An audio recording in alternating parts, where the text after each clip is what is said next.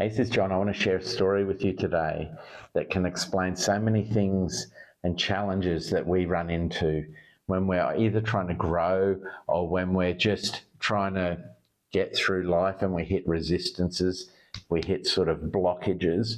And it's a story about this Cherokee grandfather who was explaining to his little grandson what life is all about. And he wanted to explain to him the challenge we have as humans. And so he said, look, it's like you've got two wolves in your life.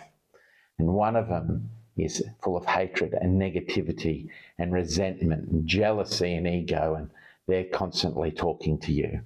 He says, and then you have another wolf in your life, and they're full of joy, all the positive things, hope, peace, love, encouragement, empowerment, all of these things in your life. And he says these two wolves are doing battle in your head. And the little grandson sits and thinks, and he looks at his granddad and he says, so which one wins, Granddad? And the granddad said, the one you feed. Isn't that powerful? And so when it comes to our life right now, if we can think about this story, I'm going to apply it in a little bit of a different way. We are the sum total of the stories that we've chosen to believe, whether they were put on us, whether we chose them ourselves, whether they're through mistakes but we have positive and negative stories in our life. And so when it comes to the negative stories, they can be like that negative wolf that really blocks us from doing things. And now these negative false stories have been put on us from a young age and they've been strengthened, okay? I don't know if you were called the black sheep, the problem child, you're just no good at this, or you're just no good at that, or you're just disorganized, or you can't do that. And so these are stories that we may have been told that we believe ourselves. We could have been told stories like religions that promote that you're a sinner and there's something wrong with you right from when you're born and you need some sort of adjustment, right? It could be anything. But whatever it is, these false stories, that negative wolf is what is responsible for the negativity in our life that we might feel. So we might be feeling shame or guilt over things. We might be feeling like we are less than. We might feel like we just don't deserve to have a good, happy life. It could be anything. It could be smaller things. It could be bigger things. But where this story can help us is we have the power to stop feeding that wolf.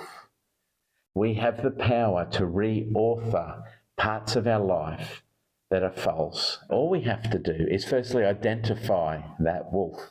One of the easiest ways to identify this is when we come up against resistance. What do we say to ourselves? And also, what are others saying to us? Because they can form part of that wolf, actually, because they could be part of the problem, the people we're surrounded with. And so it's good to observe that. And so if you've got this self-talk that you're saying anything negative about yourself, this is the place to start. So what I'd like you to do for the next week is when a negative emotion comes up in you or a negative fear or anything else rises up, I want you to just take a note of it. You don't even have to process it. Just take a note of it. And then what you do is when you're looking at these things that come up, you'll see a pattern. You'll see things. It's why when my boss or my employer or my customer rings to talk about something, do I get this feeling come up? What is that wolf saying to me?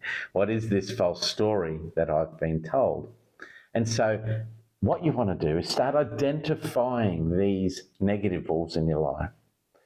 And it's easy as rewriting new code in a computer program. It really is. Once you identify it, you decide which wolf you're going to feed, and it's the positive wolf. And the truth is that you are enough. You're amazing, and you don't deserve to feel shame. The truth is you are not the mistakes you've made in your life. They form part of your story, but they don't form who you are as a person. They don't form your value or worth on this planet.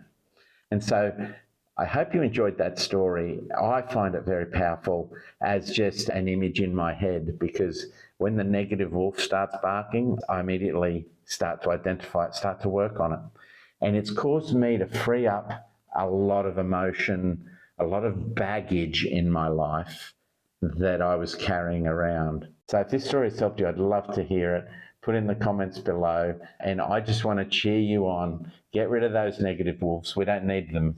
Let's start feeding the positive wolves in our life.